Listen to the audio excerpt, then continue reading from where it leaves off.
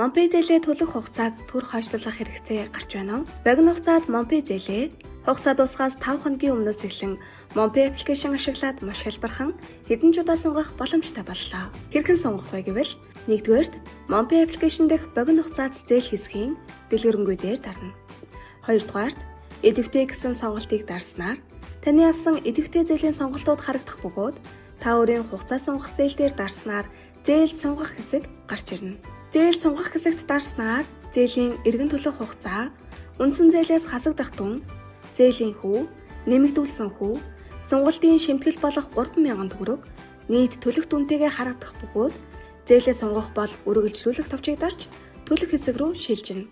Та Монпе болон банкны аппликейшн ашиглаж зээл төлөх боломжтой бөгөөд хэрвээ Монпеийг сонгох бол гүйлгээний пин код буюу 4 оронтой кодоо оруулснаар сонголт амжилттай хийгдэх юм. Монпеээр зээл сунгах амархан байлаа.